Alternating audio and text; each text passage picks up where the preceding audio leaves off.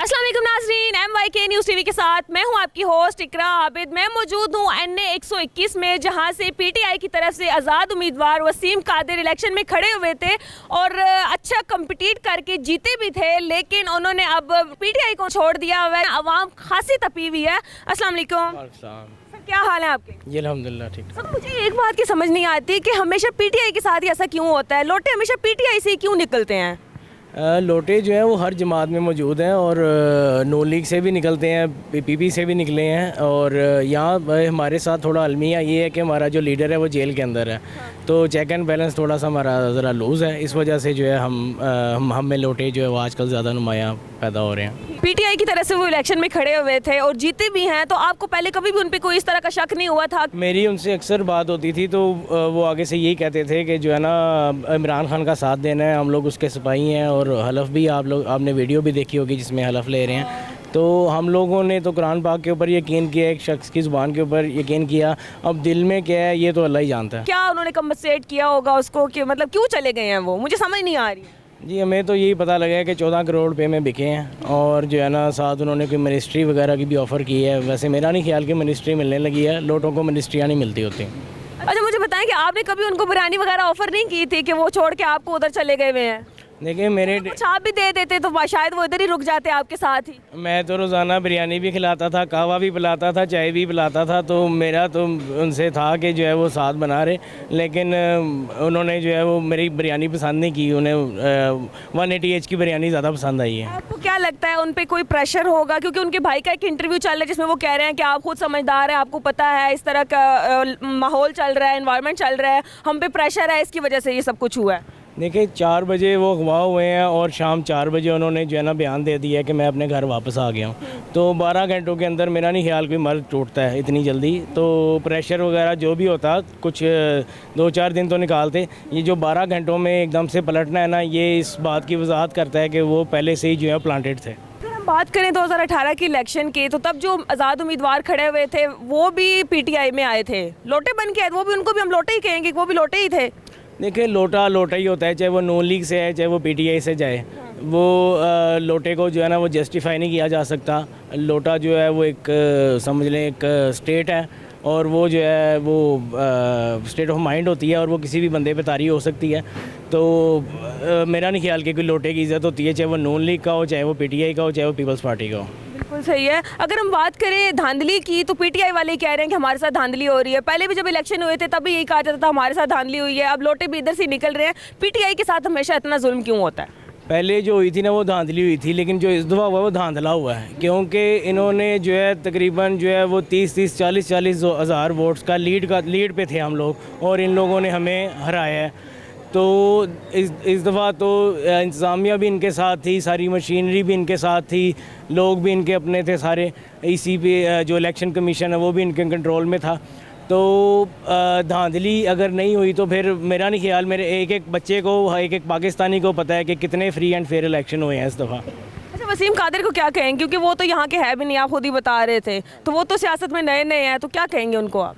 मैं उनसे यही कहूँगा कि 5 साल तो मुश्किल ही हैं आपके हुकूमत के। 1-1.5 साल में हुकूमत फारिग होने वाली है, तो जहाँ से आप आए हैं नॉर्वे से, वहाँ से वापस जाने की तैयारी पकड़ें बस। लेकिन पहले मरीम नवाज भी लोटो के बारे में कुछ और कहती थी ना कि वो हमारी पार्टी में नहीं आएंगे, इस तरह होगा, तो अब वो उन्होंने फिर उनको ही रख लिया हुआ है। ये क्या? उन्होंने कहा था कि जो लोटे होते हैं उनकी जो जगह है वो वॉशरूम में होती है। तो वसीम कादर जो है वो 180H में खड़ा हुआ था, मेरे ख्याल से 180H जो है वो वॉशरूम ही है। अच्छा, मुझे बताएं, जब लोगों को पता चला कि जिसको उन्होंने वोट दिया है अपनी पार्टी छोड़ के किसी और पार्टी को ज्वाइन कर लिया, तो इनका रिएक्शन क्या था?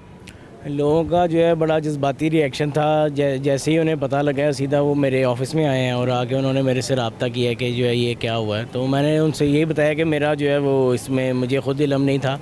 तो लोग बहुत ज़्यादा जज्बाती थे, वो कहते थे कि हम लोगों ने लाइनों में लग के जिसको वोट डाला है वो इमरान खान है, वो वसीम कादर नहीं है। तो इसने इमरान खान के नाम पे वोट लिए हैं और अब अपने आप को आज़ाद कह रहा है। हम आज़ाद वगैरह, हम लोग अपने आप को आज़ाद कोई नहीं कहते। हम PTI के हमायती याफ्ता उम्मीदवार थे और हम लोगों ने इमरान खान के नाम पर वोट लिए हैं। बिल्कुल सही है। अच्छा, क्या कहेंगे जो बाकी आज़ाद उम्मीदवार खड़े हुए हैं उनके बारे में, जो बाकी हैं?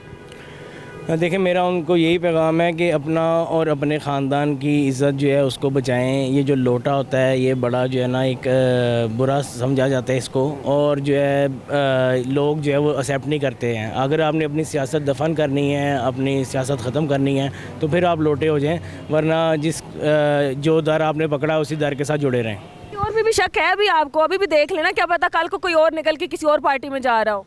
देखिए शक तो हमें जो है वो किसी पर नहीं है। हम लोग तो खान को देखते हैं बस। ये चीज़ें जो है मेरी पीटीआई की आला क़यादत से दरख्वास्त है कि आप लोगों की मेहरबानी इस तरह के जो सांप हैं उनको देखें। ये जो है पीटीआई के लिए भी जो है वो नुकसानदेह हैं और कौम के लिए भी नुकसानदेह हैं। इनको अलहदा करें और ये जहाँ पे जाना चाहते हैं इन्हें पहले ही भेज दें।